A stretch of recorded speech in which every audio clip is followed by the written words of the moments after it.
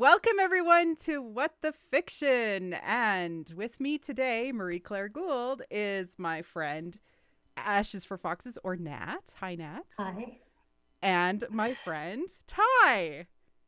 Or Hi. Wit and Folly on YouTube, etc. Mm-hmm. And we have been fans of Asian dramas and Korean dramas for a couple of years now. And this is the first time all three of us have decided to talk about it on a pod. Which, well, this is now a stream, but Yeah. How excited are you both?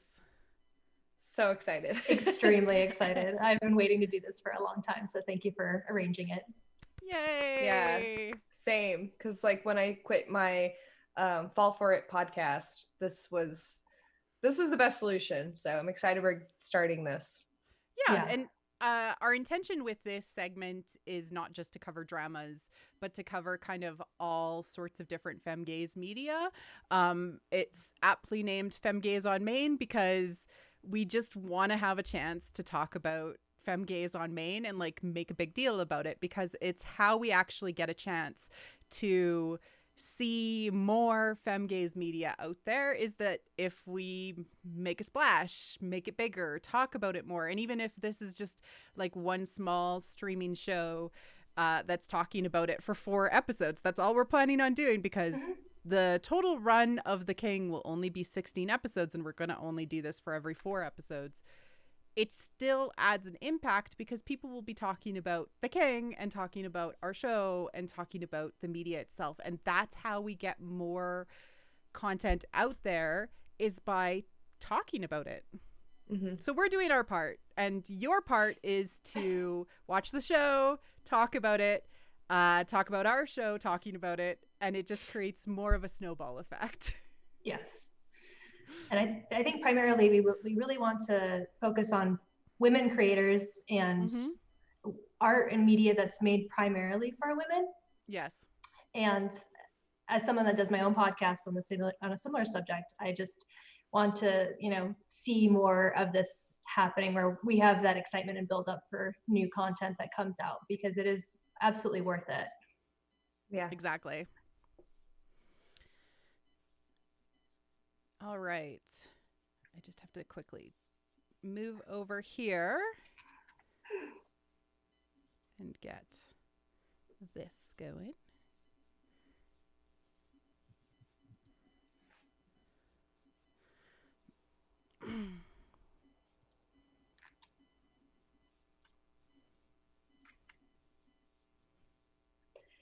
All right, let's talk about The King, the Eternal Monarch. Yay. And Nat, you were so kind to put together this PowerPoint presentation, so I'm so happy. But can you say the little tagline that you added in here?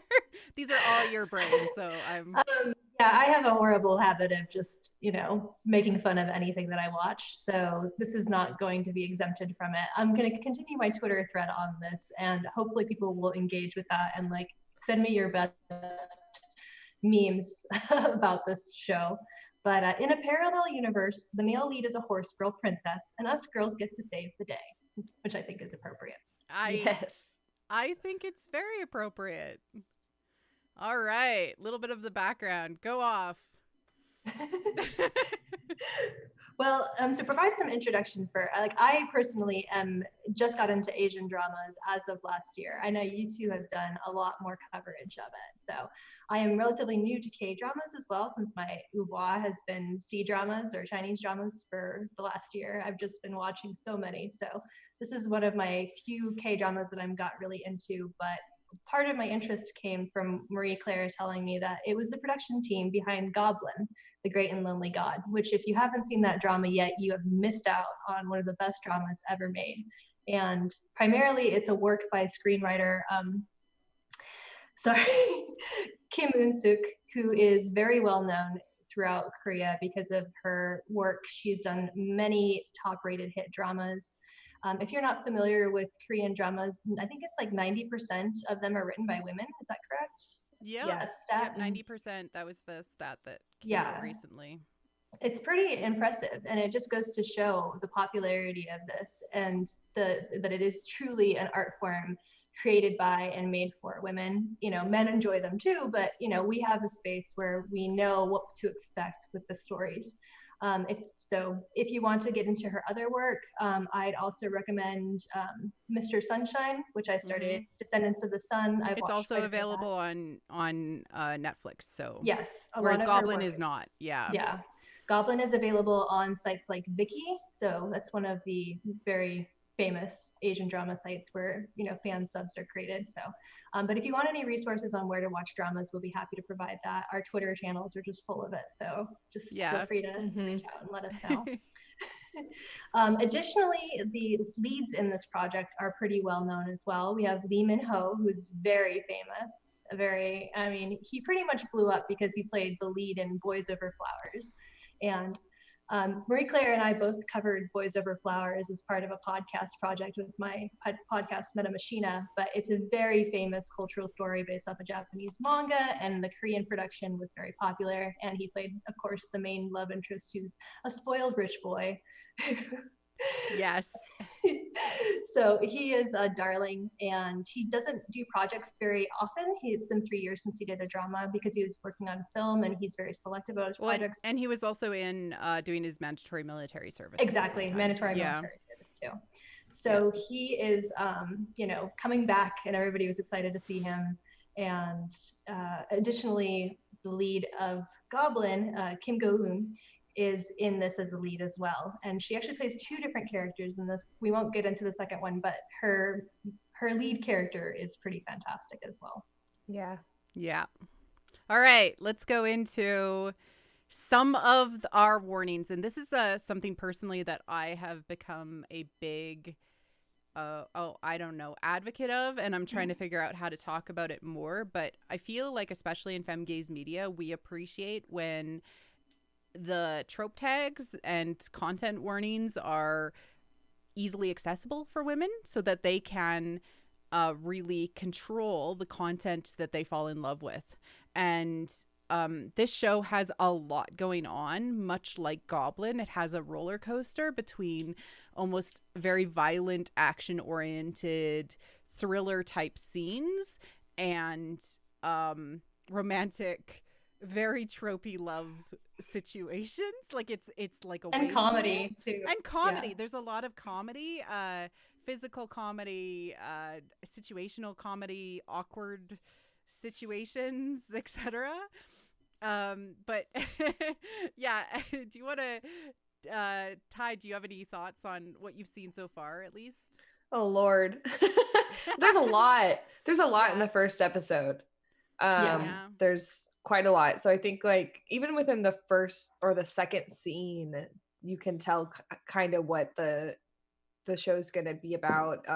Even in like the very, very first scene with the interrogation, the bad guy already has blood on him. So, there's violence, there's going to be like detective stuff going on. And I think Nat really summed it up really well in this like PowerPoint that she made, what the tags should be. Yeah, exactly. Well, and to be clear, this is a show that's coming out that we don't have a lot of information on. I went through all the production history of it, but we still don't know a lot of what's to come. So we'll continue to update with each, broadcast that we do, additional tags or warnings, because that stuff can blindside you. And so we'll try to be by episode. Yeah, it will change. And so, we're in this together with you. So we'll try to keep everybody appraised of what's going to come ahead once we've watched it. Yes. But most importantly, there should be a tag warning for this man right here in the middle, which you have received from Nat. We'll go into the thirst later, but oh God, you're going to die already in the first episode just seeing him in his aviator sunglasses. So yes. and that long jacket. Oh my God, his fashion is so good. I love the expectations that we're getting with this versus the reality. Like people, when they heard about this show, were like, "Oh wow, like a historical thing, parallel universe." Because typically, when we have these these sort of parallel universe things, people go like back into the past, time travel. Time travel, and there seems to be maybe a little bit of that, and we'll get into that a little bit in the future conversations. But no, it's not that. Yeah, I think it took people by surprise because everybody thought it was going to be historical, and it probably, because Lee Min-ho did Faith, which is like a doctor goes back in time kind of thing. But like, no, unfortunately, fortunately, it is actually a parallel universe story set in a same timeline. So it is the same time period, but it's just a different world where historical events conspired so that the Kingdom of Korea is still intact and is now a constitutional monarchy. So we have, this parallel world where pretty much everything is the same except for this tweak. And it's kind of a fascinating take because you can have a lot of similarities and not worry about like, too much difference, but there is some interesting, cultural differences that are articulated in the show. Yep, exactly. And although he's wearing like traditional garb in this one picture, that's actually not the show at all. It's modern day. Yeah. All right. So what is this about? I love these tags. Fringe meets Enchanted and Alice in Wonderland. Yeah. I think like we didn't expect the Alice in Wonderland references to be so heavy within the first few episodes, but it seems to be like a favorite of the author. And so the main character himself, Lee Gon, is in love with Alice in Wonderland, and he's reading to children the book, and they're all like, "That's a boring book. Why are you like that?" But and it's funny because like he's so into fantasy and fairy tales, and I think this is a little bit. We'll get into his character a little bit more later, but it's sort of a coping mechanism because of the fact that he went through such traumatic events as a child, and like he believes in fairy tales, and that's what prompts him to go seek out this mysterious woman who he believes saved him when he was 8 years old. So, yep, yeah. All right, and we have our kind of taglines for the main characters. Yeah, I mean, I went a little bit crazy with this, but you can just get a summary of who each of the people is in this picture. I will say that, Stone Cold Bitch Prime Minister, it's interesting because when you first were introduced to her character, you didn't really know where she was going to go with this, but I mean, we all kind of assumed she'd be like, dramas are really big on the whole jealous woman that is the villainess. Yeah. I think she's a little bit more nuanced than that, and his uncle, however, just straight up killer, like like psychopath, terrifying type. I'm amazing. Looking forward to his redemption. See, I would never have pegged that to happen, but that it might cool. not, but I can well, they never die, they just get arrested, so it's we'll true. See. Very true. In Universe Atonement is what's gonna happen, I guess. Yeah. Any thoughts on these characters, Ty? I really like what the author has to say about writing the cliche characters, and we can talk about that a little bit more in a minute. But she likes starting at a cliche, like that's kind of like how she writes, and she's very controversial because of that. A lot of people don't like her, but I was expecting something totally different with these characters, and I'm getting this really interesting development coming from a lot of them that's really exciting. It's not just like she threw out a bunch of traits for them. She started with the cliche, and she kind of developed a story around it, which was fun to see. So yeah. Exactly.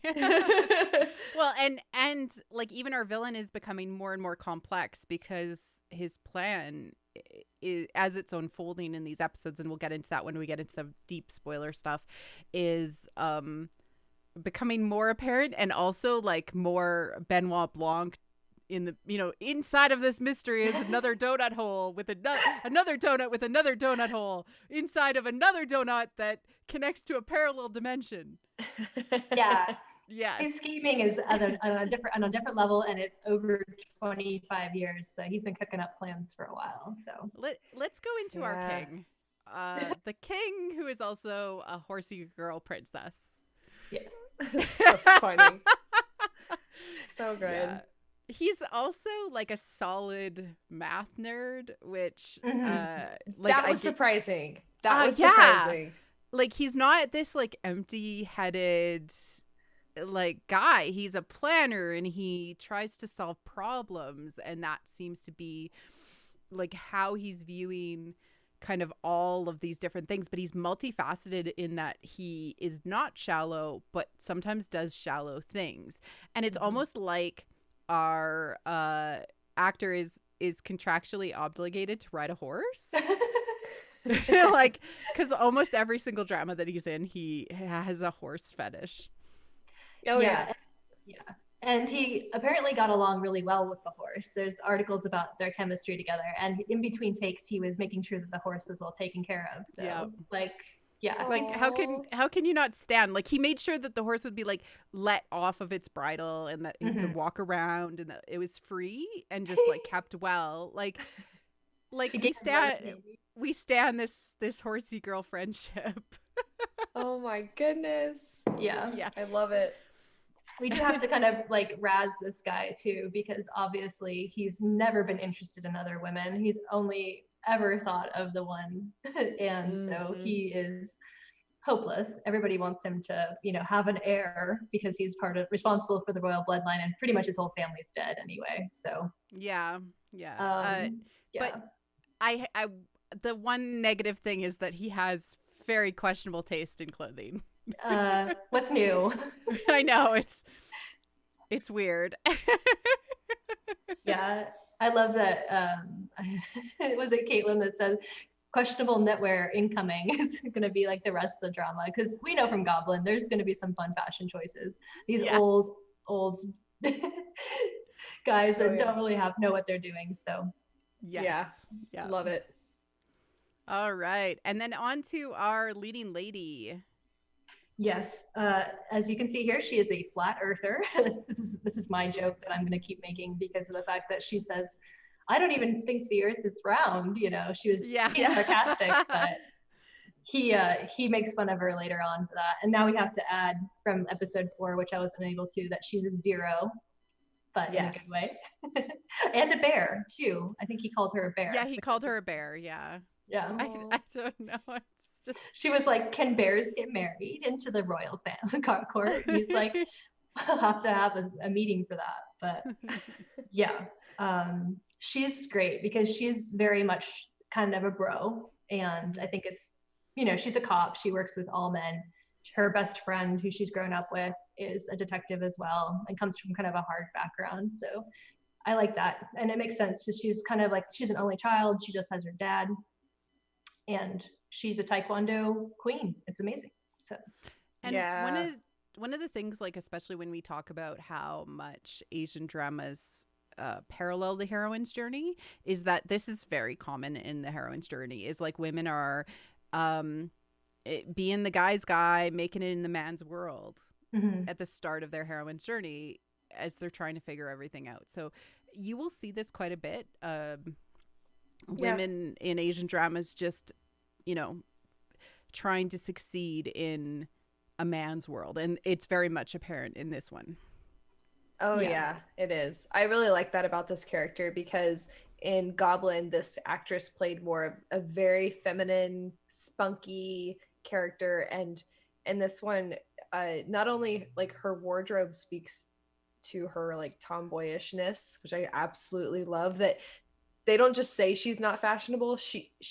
They don't say actually she's like is. not. Yeah, she actually is. Like her outfits make no sense, but it's hysterical, and it really, like, even the way she wears her hair is very tomboyish. She always puts it up before she's gonna kick somebody's ass. Yeah. It actually becomes like a fear factor between the king and her, in that like he's like, oh wait, you're putting up your hair. No, don't. You're tying up your hair? Like, what did I do? Yeah. It's really funny. There's also this thing in like South Korean dramas where a woman who has her hair down and it's not styled, that's seen as like someone who looks like a ghost. Oh. So every time she has her hair down, I always notice that they kind of flip it a certain way to make it look like it's unstyled, but it's obviously styled in that way to make it look like it's not styled. Yeah. So just a weird little tidbit there. Interesting. Yep. Yeah. Yep. All right. And then on to Maximus and Minimus. I mean Maximus, but there is this amazing scene in episode 2 that made us just absolutely laugh, die of laughter, and that's watch it over and over again.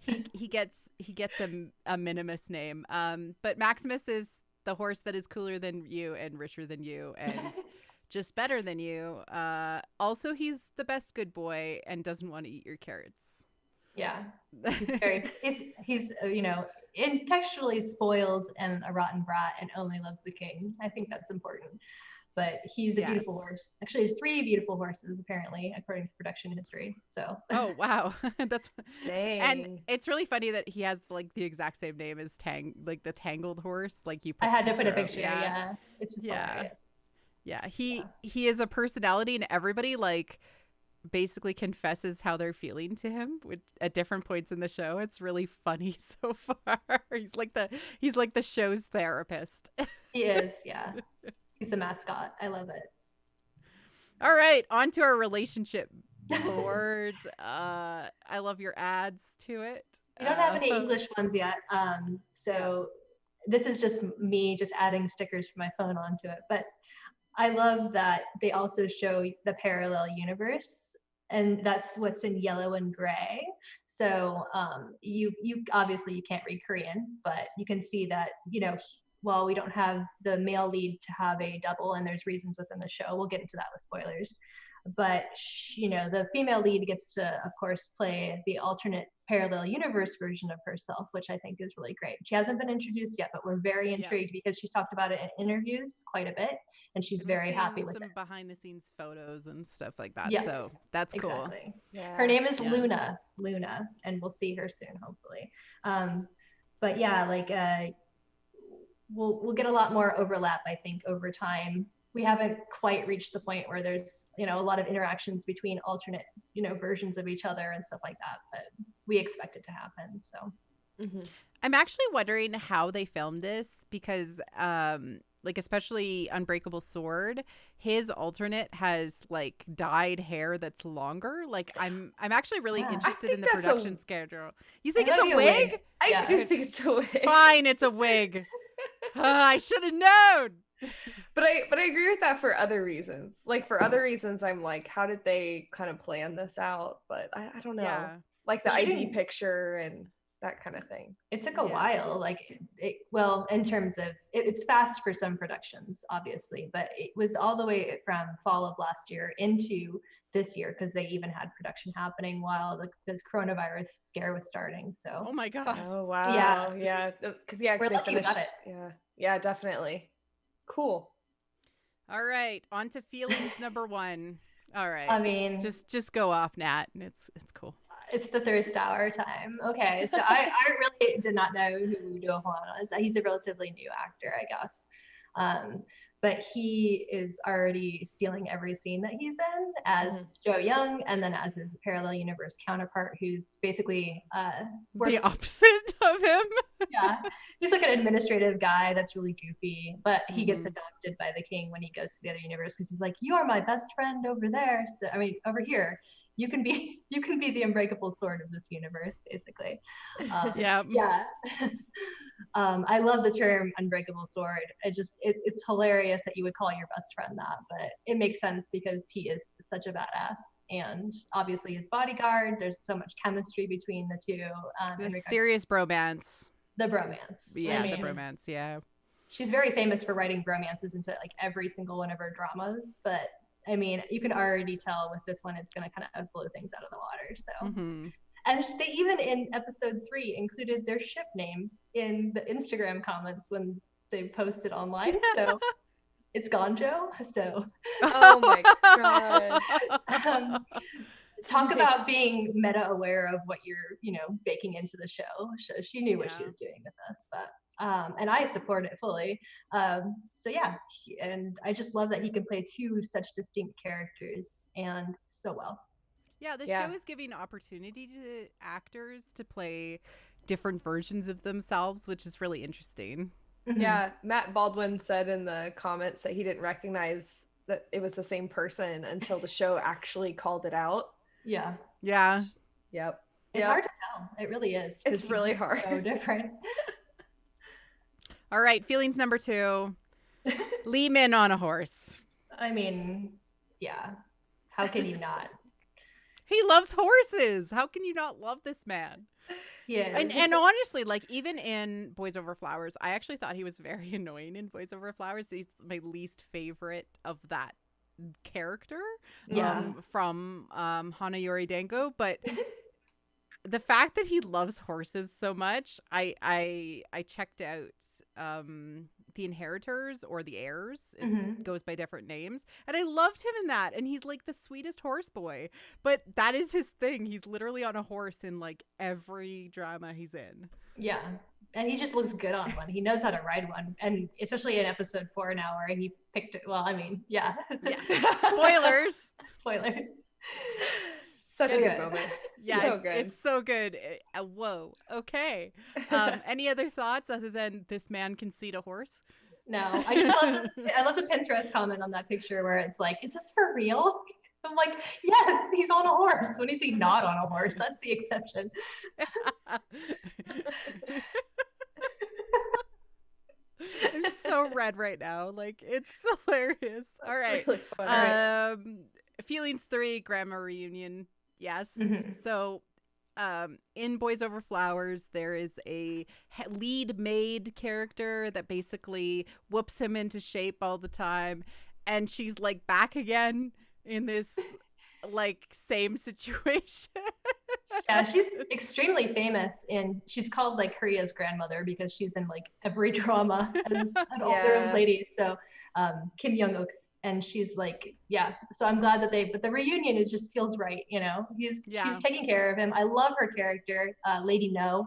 She's like the head shrine maiden kind of type that takes care of the king from when he's young because nobody else is around to really do it. Yeah, so she's like his nanny in a way, and still is trying to be like, well, now that you're grown, you need to get married. And so she keeps on like placing love tokens around his room to like be like, fall in love already. And he's like, I'm already in love, but you don't know her yet because I haven't met her yet. But I will one day. Don't worry. I know her best from the other drama that did this, like what if Korea had still the kingdom, still had the monarchy? Was it the palace or Goong? Yeah, I watched that too. Yeah, that one. Yeah, that's she's in that as like the same character, but she's so much funnier in this. She's hysterical in this. Like I love like the awareness of the writer in writing her. It's so good. Absolutely. Yeah, she shoots daggers with her eyes, literally. It's amazing. Yeah, she calls the prime minister a bitch. It's just I know. Up, you know? It's just like she's like that bitch is here. Oh, yeah. So all right. Good. Feelings 4, relatable content. Oh God, the humor in this is so good. It's so good. Yeah. I'm just constantly like just mouth open, like, oh my God, they get me. Yeah, like there's this moment where grandma is talking about fanfic and how much she appreciates this person's she reads fanfic. She reads fanfic, and it's like, thank you for making my needs and my interests like something that's not shunned. Yes. You know, like, and valuable. Like, it gets this woman a job. Like, isn't that my favorite character too? Self-insert. Yeah. You'll see. Yes, we'll get there. Yes. Yeah. Any other feelings, any favorite moments that, you know, out of context, of course, so no spoilers, but. Mine's spoiler. Okay. Yeah.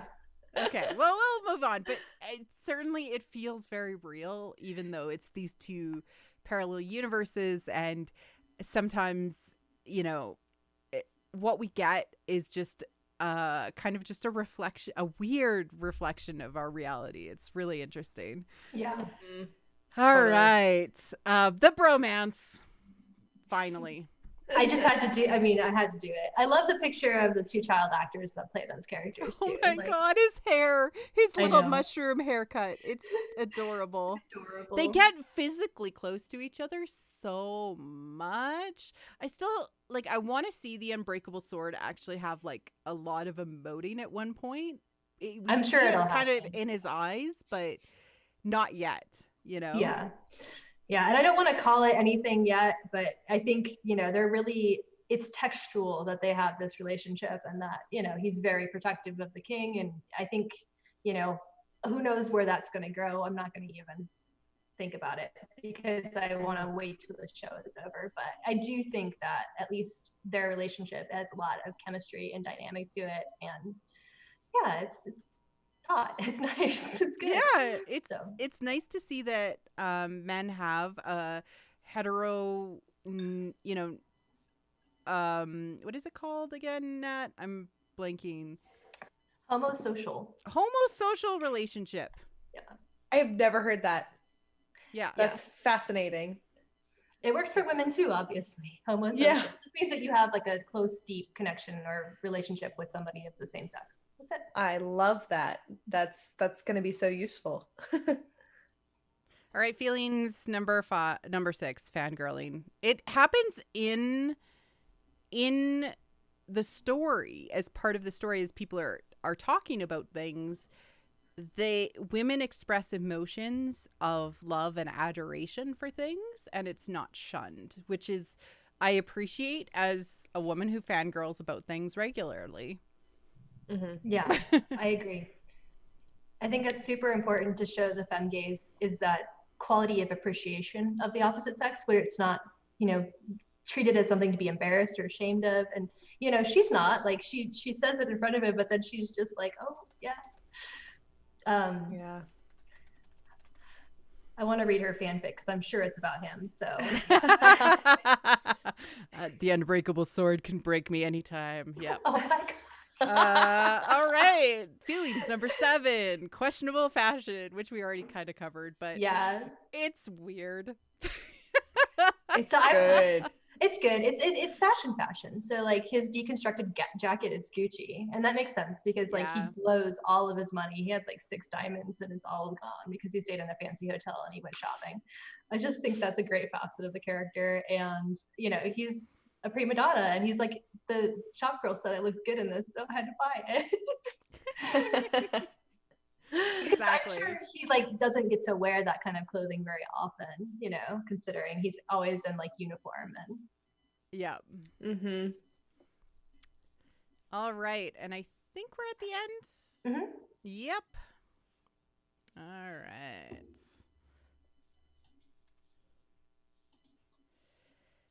And back to our lovely faces.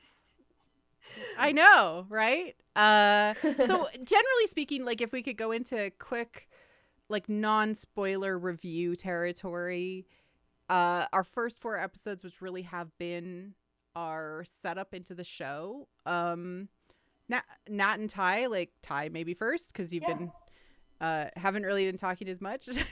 How are you feeling? I had some things I wanted to say about the writer. Mm-hmm.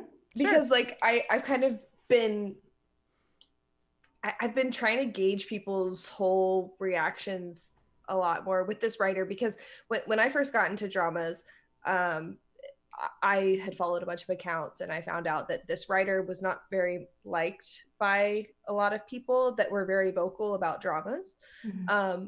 If you go on to like Soul Beats or, like other Korean sites that are made for the international consumption, people tend to have this very like, I don't like her writing because it's made for the masses and it's made for,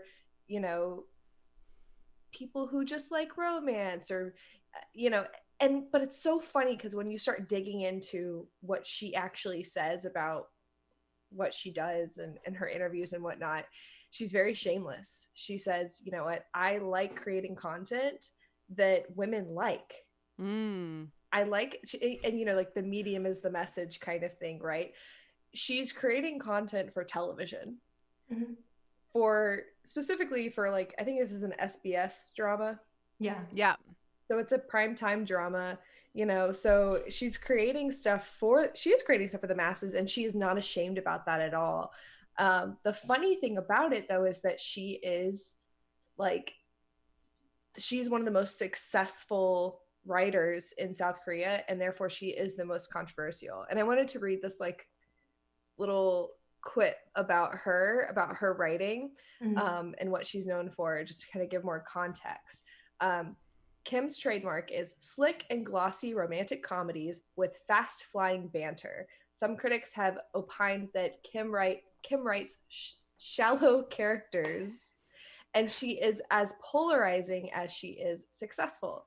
But not only do most of her dramas appeal to a wide age range of viewers and receive high ratings, but they often have that extra element that make them pop culture buzz projects, whether it's due to a particularly catchy line of dialogue or a recurring joke.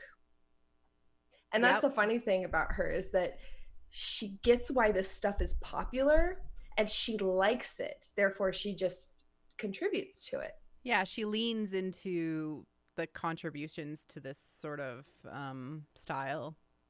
Yeah.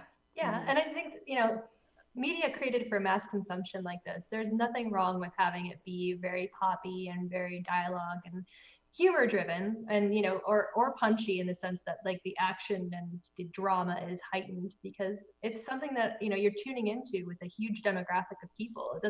It's for women and by women, but it's not necessarily supposed to be just niche content. It's supposed to be something that everybody gets into. Absolutely. Yeah. So there was one thing there was one thing I read about when she obviously, Goblin is her most successful, most popular drama that she's written so far, and everyone will agree that it's the best one she's done. But when she was interviewed about it, she was like, I don't really particularly like it. I think I need to go back to my cheesy dialogue, because the director in Goblin changed a lot of the dialogue that she had written, and that's kind of lost on us because we don't speak Korean, obviously. But some of the cringe factor they took away in Goblin, and it was very serious and very heavy in most places. And she was like, I want to write something more lighthearted, more cringeworthy, more cheesy. And so to see her do this after, I don't think she's talked about it in that way, this particular project, but I'm like, okay, I can see that. So that's good. I think that's good. Absolutely. How are you feeling, Nat? I generally didn't have very many expectations. I love Goblin a lot, but it was in the beginning a little bit of a drag to get into in some parts. There's some good parts, but it's very heavy, and there's a lot of slowness and a lot of conversations, a lot of reiteration of the same thing over and over again. So I kind of held my expectations for this, but I am really delighted by the pacing of this show. It's jumped up so heavily. Like a lot of dramas, you'll have a lot of time where you're just getting to know the characters and the secondary characters, which is great and all, but it feeds more into that soap opera feel, where it's just like, it's static, it's a scene, we're just gonna have this like, and I'm my attention span being the way it is, I am very grateful for the show, because it definitely moves forward. The plot and the mystery is intriguing, and it's still, you can still tell it's got like a very limited scope in regards to production, because it's like, yeah, we're filming in the same spots in two different places, but obviously it's the same place. There's not a lot of like the cinematography and the digital effects and everything like that's great, but it's not like it's very typical Korean drama. So I like that you're getting a lot more of the impact, for me at least, from the characters, and it's still a character driven show, but you do have that like very prestige TV, just we're moving the story forward as quickly as possible. Yeah, it does feel like it's hurtling forward very quickly. For me, I think that the add of visual effects and supernatural elements is very well used. So like when they do this time freezing thing occasionally, it's just beautiful what they do. And I'm gonna play the GIF because I can, but this is the overall, like, it's a gorgeous show what we see, and then the mystery again, the Benoit Blanc donut within the donut within the donut. I haven't solved it yet, and like I'm like, either. How how is this going to resolve? And that is exciting for me because, like, coming from a Star Wars universe, with the exception of one movie, I kind of get a good idea of where things are going, and I'm fascinated by the Alice in Wonderland like twist that's going to be at the end of the show, and I want to know what it's going to be. Mm-hmm. Yeah, I have something weird about that. So like the first episode was called Through the Looking Glass. Mm-hmm. Yeah. So I have a feeling that and like there's all these reflections. It's not Alice in Wonderland, it's Through the Looking Glass. Yes, Agreed. you're right. You're right. Yeah. Yeah. So they're kind of doing this weird twist within even the kind of callbacks that they have, or the illusions. Well, because like have. when, and this again is a bit of a spoiler, but this is parallel universe. When they transfer, they go through a looking glass because like it cracks and it does this thing. It's cool. Yeah, and that book, Through the Looking Glass, is a much more mathematical and puzzle mystery based story. I mean, when you look at it, like it's my favorite. So, and growing up being a math nerd, you know, like I relate a lot to Ligon because, you know, I was a horse girl at one time too. But you know, like I think it's great that she's doing, you know, it's a little bit surface level, but she's, you know, digging into like the idea that, okay, I should probably looked up on Wikipedia, like let's look up quantum physics and let's look up mathematics and like early educational stuff around that. Through the Looking Glass, why not? Because that really is. Like any fan fiction writer would do when they're researching something. Yeah. No, there's like the part where he's looking into the building and he sees it's like there's a bunch of him reflected. So it's all there. It was basically the mirror scene from TLJ. Like, no, right? And we were like, huh.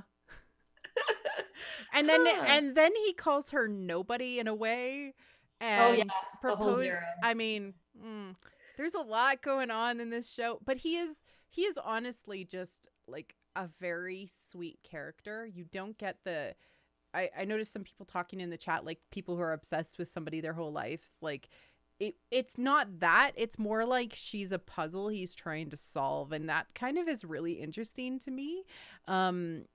Even though some of the stuff that happens in episode 2-3. Somebody brought up that he always says that he'll behead people too, which I think is not only an Alice in Wonderland reference, but just a hilarious, like, he doesn't, it's his way of joking and being friendly, but it's just so off. Like, it's so, I'm just gonna behead everybody. Yeah.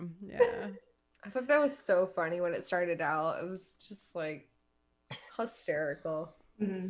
All right, so we're going to be entering spoiler territory. So if you've been intrigued by our pre-talk and you want to go see the show, it's all available on Netflix. Although some regions it looks like it's still geo-blocked, which is unfortunate. Maybe it's due to translations or something like that. But check it out, go and watch it, and then come back to this if you're interested, or you can hang out with us and see what it is, but as long as you don't care about spoilers. But this is your warning. Now into the warning period of time. So let's dig into episode 1. All right. This like dives right in. Oh. It was incredible. It was incredible. And like, I've never seen a K-drama like go off like this. Like, it goes off so hard. I was just like, what? Yeah, like it. So in the beginning of the episode, we basically get set up with the whole supernatural premise of the show, which is that the ruler of the kingdom of Korea, which is united North and South, by the way. Mm-hmm. That's the difference, is that it's a whole Korea is under the rulership of the king, inherits 2 items basically when they become king: a magical flute and a sword, the tiger sword, I think. Tiger sword, yeah. And these are basically the 2 weapons by which the king is endowed with to be able to fight the demons and keep the kingdom safe. It's like they have their own mythology around this in this land, which is like so cool. It's magic, but it could be science too. It could be such advanced science that it appears to be magic, that kind of thing. But I like that as well. Yeah, exactly. And through this, it's that there is this bastard son of the previous king, the brother, brother of the current king. Stepbrother, I guess. Yeah. Is it step? I thought he was half, or like, I don't know. It was translated differently in different episodes, but he is a prince. It's Lee Lim, and he basically is attacking, trying to get this sacred object and kill the current king, who is the father of our young king. That's what happens, and it's brutal and amazing action. And through the course of the fight, our young 8-year-old boy king receives a cut to his throat from his crazy uncle and is saved. Yeah, so an unknown shooter comes in and takes out everybody and is able to save the boy. It's an incredibly hot person, whoever they are. And I've got theories on that, but we'll save that for later. I do too. Yes. And dropping with them before they take off, they drop the police badge, tag, ID of our heroine that he has yet to meet. It's so crazy. Like, oh, that's how you start? Cool. Yeah. Okay, let's go. And then fast forward to the future, we are introduced to everybody, and it kind of works through building the worlds, both of them, to show us exactly what's going on in both. Yeah, and there's like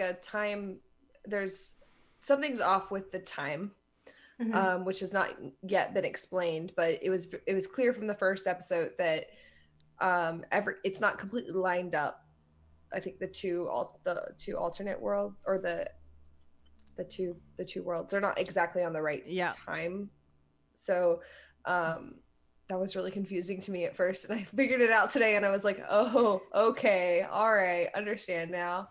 But yeah, and then there's the villain, he's the one who kind of sets in motion all of this, because he's the first one that goes to the parallel universe and does things he absolutely should not do, and he starts messing with stuff, like killing the alternate universe version of himself, and then using the body to fake his own death, which is a mystery that they have yet to solve in the modern day, because it starts basically in 1994. How can you forget the year is 1994? Come on. I thought about that too today. It's an important date. It's an important date. I'm a bad Raylo. In fandom niche in jokes. I'll go to my shame corner now. You need to wear drink one shot of vodka and wear one tracksuit. Yeah. one tracksuit is of penance. Okay, back to reality.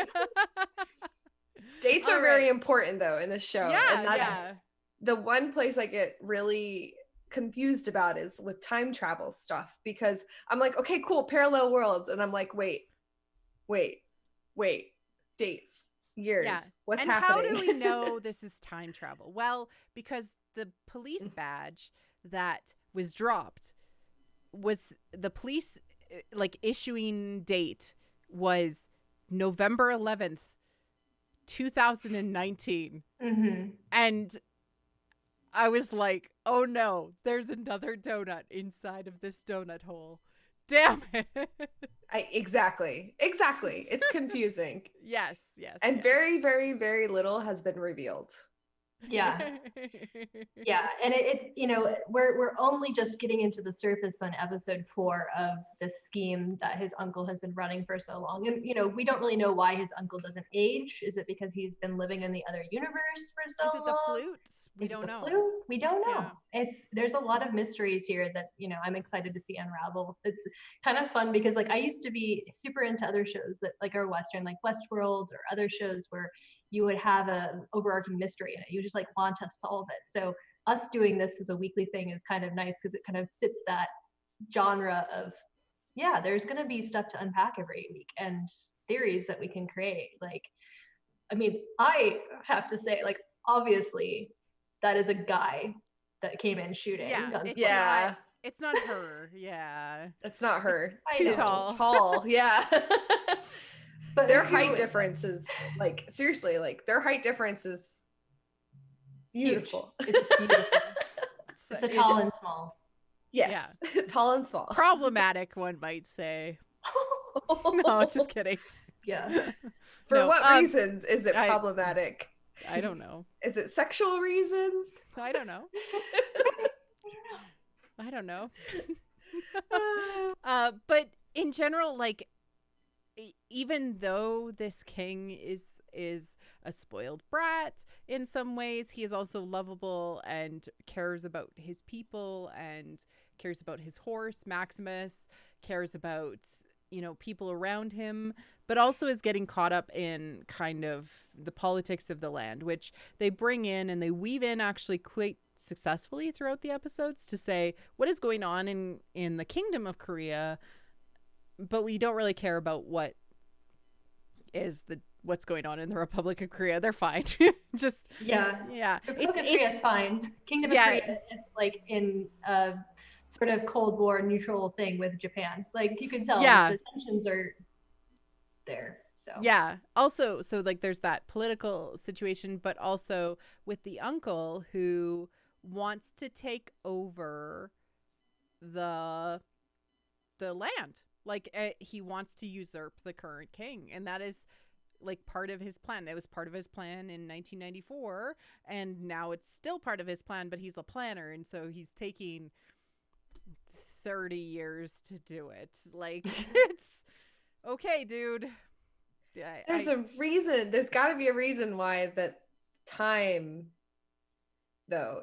There's a reason. There's some kind of time loop going on. There's a reason, and why he doesn't age too. There's something about that too. Yeah, they bring it up like every episode. It's like, why don't you ever age? Like, women especially are like, why are you still young? And we don't know what happened to the kid either, right? The kid in the alternate universe. So I know you brought up that he only plays himself for one reason, because of the death, but in this episode, the bad guy goes back, goes to our reality and kills the former version of himself, kills his brother, and also, quote unquote, kills the young version of our king in the kingdom of Korea. However, we never see that death, and I remember messaging Nat, and I'm like, oh my god, is he keeping him and raising him as this like sleeper agent, like that he could insert him into, like, that's what I would do. Yeah, I mean, that would be, I really feel like just it makes sense that they would do something like that. Like, at the same token, it's like, yeah, because they can obviously mislead us with like the production and like the relationship chart and stuff like that. But yeah, because the child died off screen, drowning. The police came to the door, but we didn't really hear anything out of the conversation of like what happened. And yeah, I mean, I feel like it's a Chekhov's gun, but it could just be that they didn't really want to show us a dead child body. I hope not. I got upset just seeing him get stabbed in the neck. Like that. But me too. Yeah. It would give Lee Min like another role to play, which I think, like an evil version of himself raised by his evil uncle. Like, I think like that would be such an epic like showdown near the end of the show. So I don't know. I have hope that we'll see our reality's king. I hope so around. too. Yeah. Different character. Yeah, exactly. Yeah. Be So cool. like that's just where my brain went. Any other thoughts on our first episode, ladies? Didn't it end with the hug? Mm-hmm. Yes. Yeah. Yeah. So when he shows up, I was like, yeah, I'm on board. This is amazing. I'm watching the next episode. Like, it was just so like wonderfully fantastical and just yeah. And the music, I like the music. I don't typically gravitate towards the soundtracks, but I really, really like it. And it's really romantic. It's like really gorgeous. I love it too. I usually don't either. Like I usually kind of like that's an afterthought for me until like I realize that it's in my head over and over again because I binge watched the show. But like in this case, it's like I really look forward to it because it's such a pretty song. Yeah, me too. OSTs for especially K-dramas tend to feel repetitive over time, or A-dramas in general. But yeah, there was a lot of him wanting to be in the same physical space as her, and I got the impression that was because of his need to prove that she exists in his mind, and he's just like not like this weird enigma is true. And I really like him trying to solve the problem of her. I don't know, I like it. It does it for me. Good. Like I think part of his characterization that I love so much is he's actually really, he may seem cocky, but he's actually just really brave. And like he doesn't have like that sense of fear or that sense of anxiety about doing what he wants to do, which is, it's nice. I mean, he is a dork and a big nerd, and we can make fun of him for it, but I love how he just kind of is just very open and blatant about like what his expectations are, even, and he respects for the most part when she says no or wants yeah or calls him dog shit for like their entire relationship. Like yeah, that's what he deserves.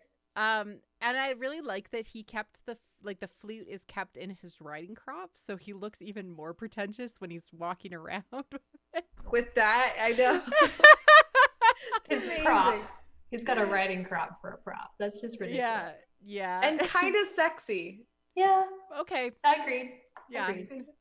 He would know what to do with it, but so in general, like the first I mean, he's a big virgin. Like he even admits it. He's like, no woman interests me. What did you say?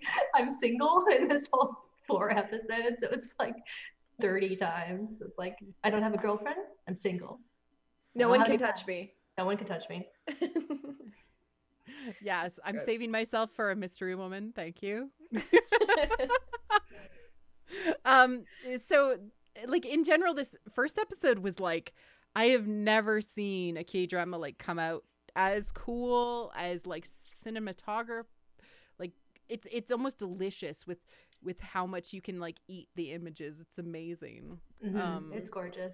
And I do think though the show until kind of maybe episode 3 struggled with a little bit of the where are we? What are we doing now? I'm confused. It seemed to get better over time with establishing shots, like showing the logo of the Kingdom of Korea to be like, oh, we're here. You know? Oh my god, yeah, I had some issues with that. I was like, what? Where are we? Where? What time? What year? What? Yeah. What world? Ooh, there's some establishing shots though that have come out within episode 4 that have helped a little bit, but yeah, like I noticed more in episode 3 and 4 that they were like, oh, here's the logo of, or here's the, country symbol so you can know where you are. Yeah. They'll show a flag on a car, or they'll show a flag on a building, or they'll show the little flower logo thing that's like of the kingdom. Yeah. That's helpful. Yeah. Like sometimes like just a little like, and the Kingdom of Korea or in the other world, or like would have helped me more, but I don't think that they wanted to necessarily lead the user or the viewer, because there are some times, which we'll get to in episode 4, where the bad guy is going back and forth, and he actually literally goes to different, like almost the same places, and does different like things, and they seem similar, and that's tying into the mystery that is building in episode 2 and 3 that we didn't notice until 4. And so I think we're supposed to be confused, but there's like a language barrier, on top of this for most of us. And so it's just important to be like, oh, okay, just kind of roll with it because it does come out eventually. Mm-hmm. It's one of those shows that's going to improve on rewatch once you know everything. Yeah, you're like, oh, that was what was happening. I understand now. Yeah. So just kind of going with it. They'll tell us the important things, I think, and not get frustrated with stuff. You guys ready for episode 2? Yeah. All right, episode 2, where he figures out that he could, he gets arrested. It's hilarious. The whole time he's just obsessed with looking at her, and she's like, stop looking at me. I do like, he's got that down like to a T. I don't actually like what's his name? Lee Min-ho. Yeah, Lee Min-ho is like, it's not that I don't like him. Sorry, I didn't mean to say. It's fine. You just don't stand him, right? Yeah, like I'm like, in Boys Over Flowers, obviously, like he's not very likable in that. But I watched Airs. I could not finish it. There was nothing about it that was intriguing to me, other than some of the auxiliary characters, which, according to Marie Claire, I need to finish it because of that. But I just didn't really, I wasn't really, intrigued by him. But seeing him in this, I really like him in this because he's got that maturity that for his look, it just kind of sits better with me, I think. And it might be because of the age thing. Y'all are a little older than I am too. So, but I do like his thing, whatever he's got going on in this one. Yeah. And there's a lot of the kingdom's politics have been built up over this period of time. Like, we see a lot of the behind the scenes. He has disappeared, and so there's a lot of like, what is happening? And we get some backstory between like how Maximus, who is Minimus in this, was born the night that the old king died or was murdered. Yeah, we just have to explain for people that haven't watched it, even though you should watch it. Why are you on this? But like, they have this like very poignant scene between him and Lady No, where he's like, he's a young boy, he's recovering from his injuries. His dad just died, and this horse is his like new, token because it's helping him through this traumatic period.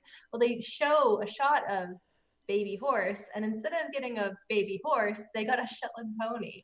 And so this short little legs, it's like Maximus grew legs. It just took me out of the moment so hard. I mean, I understand that like they can't, like Marie Claire is like, it's probably hard for them to find a pure white newborn horse. Like, they do not stay that small and weird for very long. They have really long legs when they're born. Like, it's weird. I know, but like if they didn't have to show a Shetland pony running races around a course, like it's like the happiest little Shetland pony in the world. It's going. Yeah. It's like Maximus is Minimus now. So yeah, I'm sorry. I love Minimus. Minimus is so cute. What's really funny is that later on they did the DNA test for the horse in the show, like to see if it was Spanish descent. It's a Spanish descent. It's like, okay, how did it get into the country? Okay, cool. I'll buy it. I'll buy it. Whatever. Yeah, I mean, it's just one of those like, you have to just like believe a little bit. Like, yes, this Maximus was, all of his teenage growth was in his legs. Like, there's questionable science, questionable forensics, questionable detective work. Everything. Like, episode 3 got me like, or episode 4 was like, they have the Miranda rights in Korea. Like, now I'm like, they do. Do I need to look up the Miranda rights and where it is in all of the different countries? Because I'm like, where is the Miranda rights? I did the same thing when I saw my first crime genre Korean drama. I was like, dang, they got the Miranda rights. it's cool. Like, yeah. It's fascinating. I learned from another drama that gambling was illegal in Korea. I did not know that. So the context was very important for me. I learned that from Touch Your Heart. So yeah.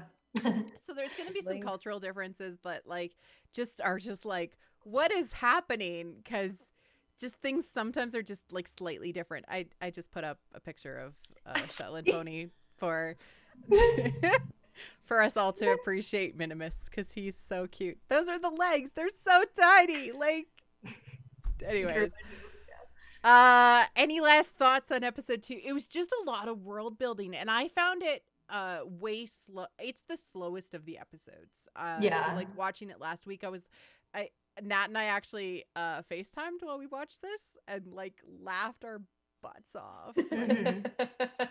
Just because there's some things just to like have fun with this fiction. Like that's part of it, you know?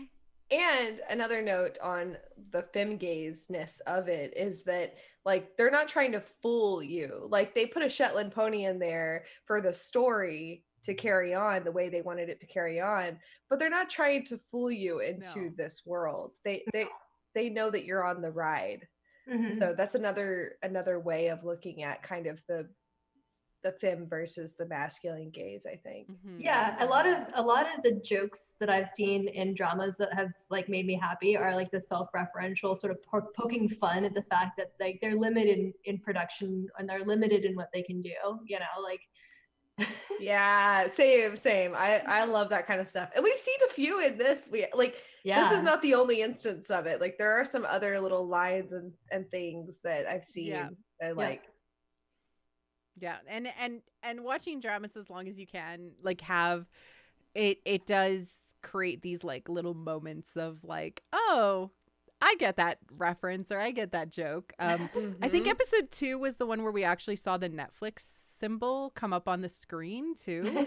So it was and it had the I was like, yes, Netflix paid for this, thus they get the free advertising in the It's Netflix and Olive barbecue chicken, but it's not Subway this time. Everybody say thank God there's no Subway. Yeah. Yes. But they did do a tight screen on that coffee drink. Yeah. Yeah. So it's anybody new to dramas, product placement is absolutely going to happen. Yeah. So you'll notice it gets weird when it's like a historical drama and they're constantly talking about facial creams. Like that's it's the nuts in Eternal Love. They have like the the little Oh my God, that's just so. It just cracks me up so hard every time I see it. So funny. So I mean, in this we'll get like coffee drinks. We'll get the red ginseng that they're constantly eating. So I love that. It's almost a game in some ways to be like, oh, hey, what was the product placement in this particular episode that they added in? And product placement is something that's actually very, very common in North American media too. There's like a whole subdivisions of production companies that are like, where can we stick that Pepsi can that people will notice it? You know, like, so it's just part of kind of every fiction, but it's more noticeable, I feel like, in Asian dramas because it's like products that we don't deal with very often, more often than not. And so to me, it just, I feel like you can just pick them out better. Oh yeah, for sure. And they also do like more focused, like tight zoom in, or they'll like talk about the product, which is I think it's like a way of not taking itself too seriously too. Like we said, like you don't have to take it too seriously. It's part of the fun of watching the show, and like kind of like everybody accepts that that's just a part of it. So it's almost like, you know, it just adds to the experience. It doesn't really take away, in my opinion. It just I'm glad we don't have the Subway sandwiches because I've eaten so much Subway sandwiches in my life and I know they're not that good. Yes, that and is it Domino's or is it Pizza Hut? That's so, one of the pizza places is like incredibly heavy in Korean dramas, and I've seen that like a ton, and I'm like done with it. But Yep. All right, on to episode 3. We get a lot more backstory in this one, Yeah. which is interesting. We get more characters introduced, right? I think in this one. Yeah, Or is well, it we in get 4? so in 3 we get introduced to our Rose character. I love him. He is in like all of my favorite dramas now. Oh, he is? He's in What's Wrong with Secretary Kim. Yeah, and he's he in plays Hotel Luna. the best character. Yeah. Well, I haven't seen that You one. loved him. You loved him in that one because he gets together with your secondary main that you're like your.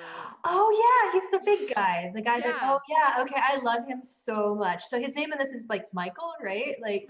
Yes. Yeah, Michael. Yeah, but he goes by like Rose me or something. I don't know. Rose. Yeah. Rose. Oh my God. Yeah. His email address is Rose93 at 90. unicorn.net. He's just so precious. Like I didn't like see that like coming that they would introduce a new character in episode 3. I was confused a little bit. I was like, oh, Him. Him. That's what I did too. It's like, are we getting another character? If it's him, then yes. I'll take it for sure. Yeah. I'm I'm okay with it. I'm confused. It is a lot. Like it's building the whole, a little the whole bit. cop part is so weird to me, but I've also seen so many other ones that had it. Like if you look at Strong Girl Bonsoon, like they had the whole cop part. Like they like to introduce some sort of procedural police part of the show for like maybe for the dads watching. I don't know. Like, I don't know. I just don't have a clue as to why it's such an important part of these shows that are ostensibly kind of like more romance and comedy and stuff like that. But I still appreciate it because I think it's quite funny. I think it's probably budget though. I mean, you have one set you can kind of go back to. It's like she's a detective, so she's going to be there all the time anyway. Yeah. It just makes sense to have that be kind of an integral part of the story, especially from the murder mystery perspective of things. So yeah, it's just funny because like we're getting introduced to all these kind of secondary characters, and you know whether it be forensics or like Michael, yeah, the rookie of the show.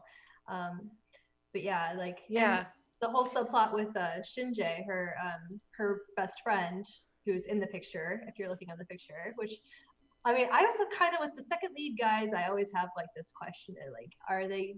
Will I? Won't I? You know, I don't know if I'm gonna have the syndrome. I wasn't sure what they were like. They definitely want to say that he likes her because they do these multiple shots of him, like she's near his neck, and then he gets distracted. Mm-hmm. Like they do a bunch of that, and I wasn't sure what to do with that yet. I'm not sure what to do with that information yet. Yeah. How's everybody feeling on him? What's the like? We're at 3 popsicles eating, and I think that I know the popsicle thing. The oral fixation. Every time he eats a popsicle, I'm like, you became a little bit hotter in my book. Mm-hmm. Just a little bit, because it's like this little human thing that he does. Mm-hmm. It's so attractive. But it's cute, and I'm dying for him to be explored more, because so far his backstory makes me not like him, which I think is the point. I think that's the point. I think that's where they're going with this. Is he's complex. It's complicated. Yeah, he used to, he's run in gangster circles, and his mom, he was rich, but his family went bankrupt because his mom gambled it all away. And we'll talk about that in episode 4 a little bit if we want to, but like I just think his character is kind of fascinating because it is a cliche that it's written interesting, and I hope to see that he kind of develops more as a character. Yeah, I hope so. I hope he gets kind of an arc at least, which they usually do. So I'm usually surprised by the secondary ones. So yeah. The real arc that I want to see is my girl, my self-insert. I don't remember her first name. I'm gonna have to look it up, but Myung, fanfic writer. Yes, yeah. Now has she does the social media now for the king. Yeah, and she was covering for him right while he was away. Like that was the most important part, right? Yeah, she has the same last name in both universes. That's why I knew. So Myung Seung-ha, and she's like. Yeah, she she was kind of, I guess her and her friend were kind of just like fangirling over the king, and she was fangirling over Jo Young. So she's obviously got a thing, and then she's writing fanfic, ostensibly probably about that. Yeah. I love when she takes Jo Young's phone and she's like, give me this. I'm gonna take over here and I'm gonna distract from the fact that this guy's missing. Yeah. By posting a picture of you two, because that'll lead everybody's attention. Yeah, and immediately, like, yeah, sorry. She dogs him for like having pictures of like birds and stuff like on his phone. She's like, is this your dad's phone? Yeah. Or this you borrowed your dad's phone, didn't you? Yeah. She's like, I was making fun of you. I was so sad when I read an article because I went to the Simpy forums, and I love the Simpy forums. And to say anybody listening that goes on the Simpy forums and like posts, I appreciate you, because that was like the main source of a lot of stuff I got. But somebody posted an article of her, and apparently it's an unrequited love. And I put that in my Twitter post. And I don't know if that's true or not, but I'm like, with my luck, the way that like things go, every time. I can't get into a drama, and like I have to like always stand the couple that has the most angst, right? Oh, I mean, yeah, it's just how it works. It's just your lot in life. I did want to say, like, we got the first like super beautiful moment, although the first couple of Frozen moments that I'm actually pulling it up on the screen right now. Of the time freeze, and I'll do it again because it was like super. We've got those cameras that can go on 360 so that we can take a standing shot. Yeah, and so like all of the, and there's a really beautiful one in episode 4 too with the wave crashing, but like these are getting more and more intense and beautiful. These like freezing moments are just really wonderful, and I can't get over, like, you know, it's just such a small thing, but it adds to the story, because now it's like, oh wait, one of us with this flute is traveling between these dimensions, and we get to see how often that's happening, and then the bad guy knows this piece of information, which adds to the drive of the story, because he now realizes his nephew is aware, and that's cool. That's such a good way to do it. I'm just really happy. I don't know. They've done it so many times. Yeah. Time freezes when somebody's passing through the world. Yeah. Did I not know that? I don't know. How did you not know that? That's what I thought. They haven't explicitly said it. They haven't said. No, they kind of said it. But they didn't really show it. No. So in episode 4 with the wave crashing, the guy's like, idiot. My nephew is aware now. Is that what he said? Yes. Oh, I missed that, but I got the whole like, okay, time has to stop whenever one of them goes to the portal, because like how else, like why else would it stop? Like what's the interruption? Yeah, no, it's when one of them passes through the portal, the other is aware of it. That's what happens. See, I'm the lowest common denominator. I pretend to be smart, but I'm not really. I like.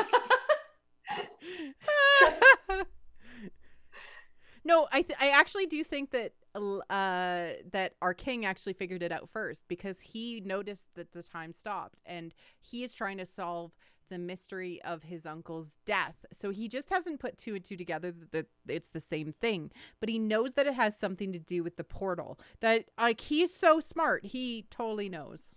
Well, he also measured like the time, like how many seconds how long it takes. I was like, what are you doing? Oh, that's what you're doing. You're being a nerd. Stop being a nerd. Such a nerd. It's so hot. All right, and in this episode we have the best like actually best line in existence, which is making, shaking, and drinking. Making, shaking, and drinking. And are you actually drinking soju, Ty? Oh yeah, soju. Yeah.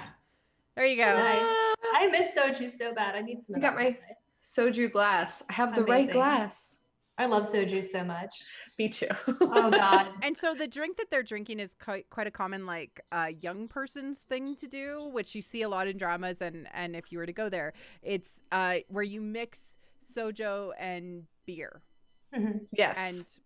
Is it I have good? I've not never done had that, it. by the way. I have Oh. not done it because you have to have the right beer. You have to have like A Korean like beer, yeah. a Korean beer or a Japanese beer to do it. I haven't dropped it in. I just drink them together every time I drink. Like it would be like a little soju and a little beer. I learned that from Korean dramas. So. Oh yeah, I have some things I need to do once this whole thing has ended and I can go to restaurants and stuff. Oh my god, yes, I need to go, and I swear to God, I'm gonna drive to the nearest actual like Korean barbecue place. Yes. Yeah, can we talk about the chicken for a moment? Just the chicken, yes. That is the most fried chicken I've ever seen on any Korean drama ever. It is incredibly fried. So many commonalities with Goblin. Sweaters, olive barbecue chicken, slow-mo. Yeah, slow-mo movements with falling leaves. Yes. The olive barbecue chicken, I cannot believe it. Like that they went back to it, then they really, really honed in on it. Like, this is the same universe. That's what it's telling me. Mm-hmm. Yeah, I believe it. The Goblin cinematic universe. Where's my Reaper at? Yeah, exactly. The end title song, mm-hmm. like when they pause and they re-show the scenes, that to me is like Goblin. Yeah. Like, and I know they all do very similar things in K-dramas, but the song that plays, I'm like, I meant to check it. Yeah, it feels very similar, but I meant to check it before we got on. I didn't do it, but it sounds so much the same to me, and it only reminds me of Goblin, and I've seen a lot of K-dramas, so that's very odd. But and in fact, when I saw the first episode, throughout the first episode, I refused to look up who wrote it and like the production company or anything like that. And I was telling my husband, I was like, this is Goblin. This is Goblin. It is. Whoever did literally is everybody involved. Yeah, it's everyone. It's the same production company. It's the same 2 studios. Yeah, it's so funny. But yeah, very similar. And then let's move on to episode 4. And let's see here. I've got it badly aligned, but it does actually say episode 4 at some point in there. But I love this look for her because she's figured out the mystery of what has happened. Thank God. Yeah. And like she actually believes it this time. Thank God. It was the money of all things that got her. Yeah, like the money, and then like he shows up and he's like, I can exactly describe this ID that you just took yesterday that I wasn't around for. Yes. When he puts her on the horse. Oh God. Yes. I lost it. It was just so good. And like it's just such a trope in these that, there has to be a scene where they're riding a horse together. But like when she turns around and looks at him and like they're just kind of staring at each other at the very end of the episode, I was just like, yeah, I'm like, this is my jam. I didn't know if I was going to be really into it because I'm sort of like always the second leads, like, yeah, that's my jam. But like, I'm into it. I liked how much he cared for her. Like when he was telling the guys, take 10 steps back. This is too much for her. I was like, whoa. That's some authority that I find very attractive. Like she's in shock. Like we just traveled dimensions here. Yeah. And it was really cool how they did everybody talks about how cinematography is really pretty and it's really beautiful. And yes, it is. Why? Well, did you see the shot that they did that was like from above? The drone shot. Yeah, I was thinking about exactly where they're running through the woods in the bamboo forest. It's beautiful. Absolutely gorgeous. It's beautiful and it's a part of the story. It's like it's bringing us along for that next chapter, and I felt like that was really cool because up until now we've gotten all this backstory and we've gotten all these characters have been introduced now. Hopefully they've all been introduced now. Whoa. Yeah, but now we're kind of they always say, and this is something that in Fem-Gaze kind of media we repeat a lot, is that whose world is going, like you have to go into both worlds, like the woman, like the woman has to be taken into the man's world, the man has to be taken in the woman's world, figuratively and literally, and for him to be living with her for so long meant something, Mhm. But for her to go into his world is going to mean so much. Yeah, it's the most important part because he's kind of established as the main character. The opening is about him. She's sort of almost, yeah, like we said, in a traditional storytelling role, if we're talking about male gaze, you know, Yeah. she's basically the hero that comes in and saves the day and then doesn't, you know, the straight guy that doesn't know and saves the princess in the castle kind of situation. Yes. So it'll be interesting to see how she adapts to his world. And I just love the idea that, you know, she was willing to go. Like she had, at that point, she was open to the possibility. She wasn't dragged kicking and screaming into it. She actually was interested and intrigued by what he had to say. So yeah, that's huge.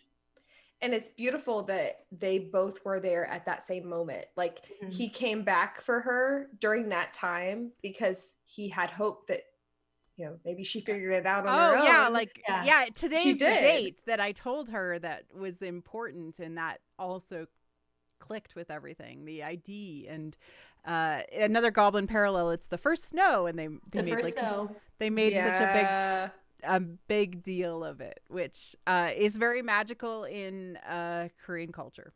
So yes, yeah, and that's another thing, like with all these like the cheesy moments that this writer kind of harps on. You know, the date was established in the very first episode, it was made important, and therefore it becomes important because that's the point.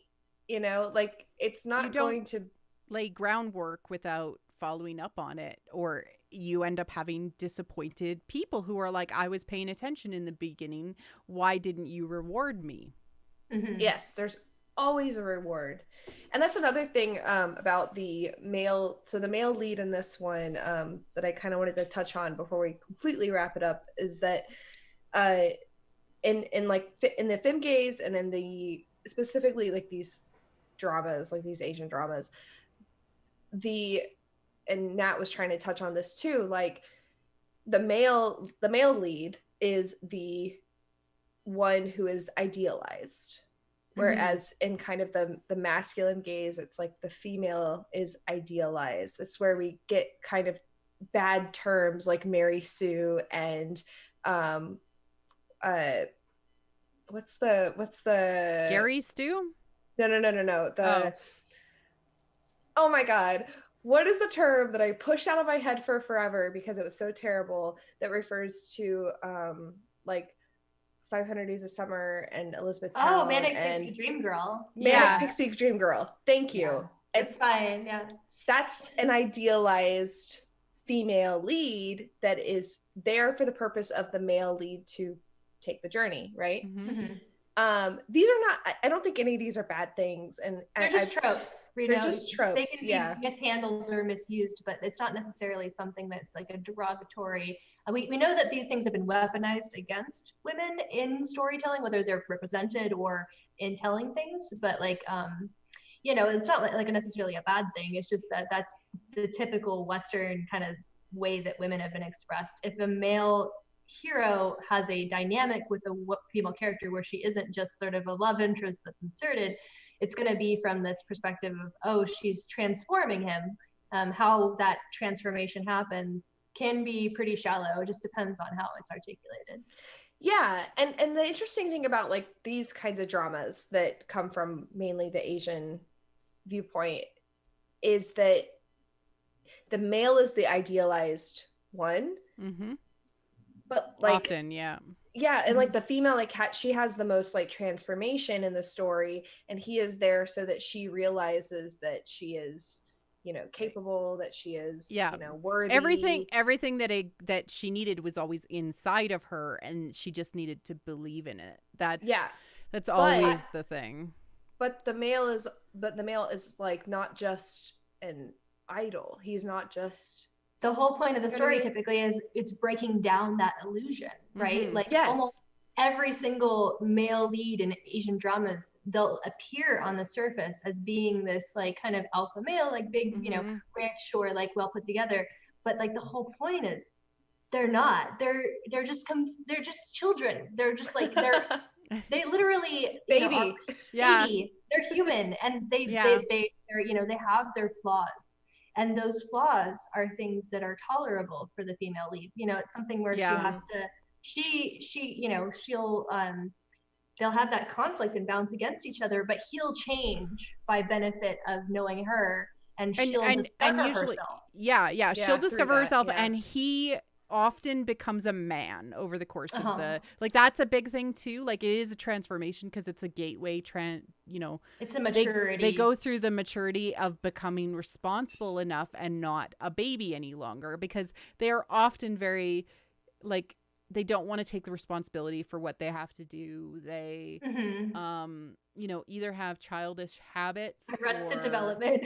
Yeah. Always. Yeah. We'll talk about that with Eternal Love of Dream. I mean, I feel like that's a very polarized example. You know, you can take, you know, these like absolute extremes where you're like, okay, this person's 300,000 years old, but they're a literal baby.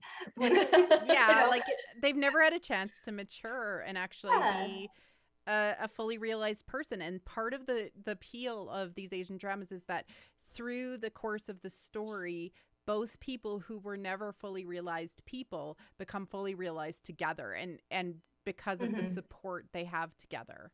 And that's awesome. Yeah. I'm sorry. That's just it's dope. So cool. It's really the only reason I watch. I mean, I do not watch like other television because of that reason, like you articulated. Like, it is literally a transformative medium, and it expects growth from the characters. It doesn't ever cycle them back to the beginning, because that would be so reductive. It's allowing them to change, and it's also allowing them to change by benefit of having relationships with other people, which we don't hold up as being necessary. You know, like, we need to be a community, or we need to be a family, or we need friends, or whatever, you know, these influences in our life to bounce off of, not just romantic or social or whatever. So. Yep. And it's about becoming, fully realized humans. It's pretty wonderful. I don't know. That's why I love them. Yeah. Any other thoughts on these 4 episodes now that we've kind of gone through them? I'm into it. I'm glad I am. I'm watching 5 dramas at once right now, so I'm proud of you. Attention span would be that heavy, but we're here. We're good, and I cannot wait to continue to make fun of this show. So yeah. I love your memes. They're glorious. I'll get Maximus. Better too. I need to rewatch 3 and 4 because I missed some very obvious things. You can tell, like. Oh, can I theorize real quick? Oh yeah, let's do some quick theories. Yeah. So you heard my I hope that our universe king is still alive and that he's being raised as the evil version of himself. Like, I hope we get a shadow conflict there. That would be dope. Yeah. What's your theory? So my theory is the reason why he's called the Eternal Monarch is because he's trapped in a time loop. Ooh. And that he's going back in time as an adult to save the child that was him. And he keeps doing this over and over and over again. Oh, that's pretty darn. See, I was like really confused why, like, I know a lot of people think that Ligon is like either his future version or his alternate version is responsible for saving himself. Yeah. And I think that's a really great theory, like you said, but if he's stuck in a time loop, that would give him, because I was always like, he doesn't strike me as the kind of guy that knows gun fu, you know, like he's not, right? He doesn't have that John Wick kind of thing. He when he ended up fighting in episode 3, he was it 3 or 4? I forgot now. 3. 3. Like, he was really good. He used his riding crop, but like, he didn't seem like a dude that was like gung fu-y. No, and I'm like, does he have memories of like training to be this way? And that's how he is so smart, and he's so capable. And look at me trying to give reasons for why he's so powerful, you know? Well, I mean, that's justified because like you have to rationalize like how he became that way. It's not Star Wars where, you know, you have to have a training montage. Yeah. Just kidding. I honestly, I'm still looking to the second leads as the source of the guy. Like, I still kind of think it might be Shinjae or like even Jo Young. Like, who knows? Yeah. It would be nice to me to have them like be like so invested in his happiness that they introduce him to somebody that would be important to him, kind of. But if it's him saying, this is where you're gonna have like your happiest moments before you have to do this time loop again. See, and that's I'm pulling from like goblin type stuff now, and I'm like, okay, this is like this eternal struggle to live a normal life. It has to be angsty, and that's very angsty. That's yeah. But also like the unbreakable sword, like being that I can see this kind of theme being there. So there's a bunch of different ways I can see it go, but I'm also like, yeah, but like eternal monarch, like what does that mean? Yeah, like we don't know yet what that means. I think it has something to do with the flute making the aging the anti-aging thing. Yeah, because the prince uncle doesn't age, right? So I think it has to do with the fully realized like capabilities of the flute is something to do with that. Yeah, we got a real quick question for Melody in this chat. And does Unso have a daughter or a sibling? And I'm going to tell you right now from production, he does not. He has 2 twin boys from his sister that he's raising, or maybe his brother. But he has, he's the the really cute, not detective, but like police guy in the our universe unbreakable sword. Yeah, exactly. Yeah. Anyway, and then why does the one flower guy have sketches, or one guy have sketches of flowers from the other world? And I think that this is the evil guy. He's doing a lot of that stuff. Like he's bringing like stories from one world to another, and he's bringing people into the other world, right? Yeah, he's basically saying, if you want to start a new life, come with me into this other world, so that he has a group of followers, or massive followers, basically. And I think what he's doing is he's replacing the person in the other world that has a more successful life with the person from the other world that doesn't. So like, you always imagined a better version of yourself, where here in the parallel universe, somebody already has your name and identity, and you can take over their life. It's sort and of your like DNA. It's sort of like, that's the cult. That's his cult. Yeah, exactly. Like, they look like Death Eaters with all of their... Yeah, and he's like replacing people. That makes sense. You're so smart. Oh my God. I mean, it's sort of like Invasion of the Body Snatchers, but it's a little bit more organic, But I got that as soon as I was like seeing the episode through the preview for episode 5. Okay, that's so funny. I think that the cop friend of hers is actually the son of the alternate universe uncle. So oh my God. Because because we saw in episode 4 his mom, I think, maybe I don't know who's the gambler. I don't know. I think it might be like he might be connected to the evil guy. That's what I think. Oh, Shinji? Yeah, like he might be. Yeah. I think he's connected to the evil guy somehow, either his son or like something that is.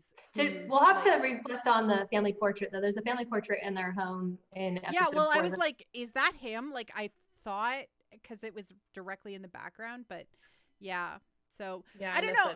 I'm just like, again, sometimes things are confusing because it's like through translation and like also there's like parallel universes, so it's a little confusing sometimes. But I'm sure they'll just a little bit. They'll tell us. But like of the first ones to do, this was the one we chose.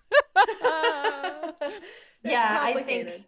Well, I do think that he is connected somehow, because they focus a lot on him for just being like a secondary love interest for her, like, Yeah, and he has a lot like to push him over the edge in terms of blackmail. Like, there's that factor. So. Yep. Any other speculation? Donut hole within the donut hole. Oh Lord. I wasn't expecting time travel. I know, neither was I.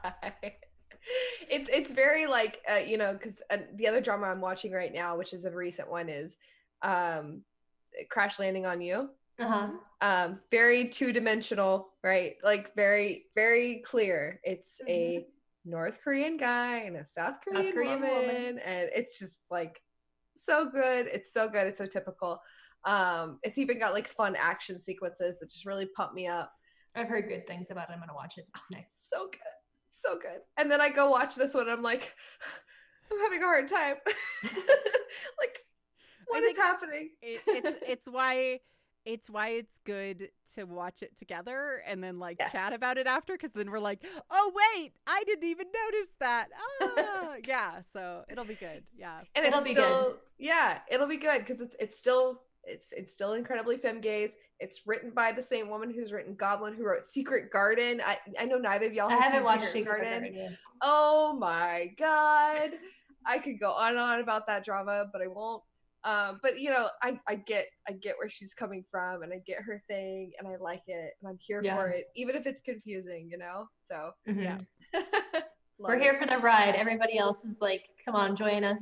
Like, we're gonna make some dumb theories. We're gonna make some dumb memes. We're gonna talk about Minimus more.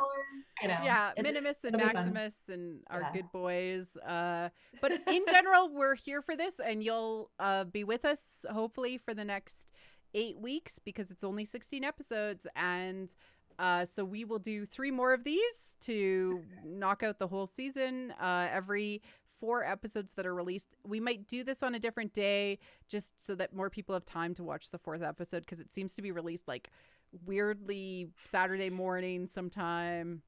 I think it's probably like 9 or 10 in the morning. And it's just not like a good timing, so maybe Sundays we'll do this instead, and give people more time to watch episode like 3 and 4 of the release schedule. But so we'll come back in 2 weeks. We'll let you know when we're coming back, and we'll talk about episode 5 through 8, which will be super fun to dig into. And thanks ladies for joining me and doing this. Nat, where can people find you online? You can find me at Ashes for Foxes on Twitter. And I'm also the host of the Meta Machina podcast. At Meta Machina is METAMASHINA. And Ty, where can people find you? You can find me at black_TYM, or you can find me on YouTube at Wit and Folly. And I am Marie Claire Gould. I'm the host of this new YouTube, whatever this is. And What the Fiction? And also the main host and producer of What the Force. So if you're interested in Star Wars, check me out there. Cheers, everyone. Thanks, ladies. Cheers. And also thanks for everybody in chat and for you were great. Thank you so much. Bye.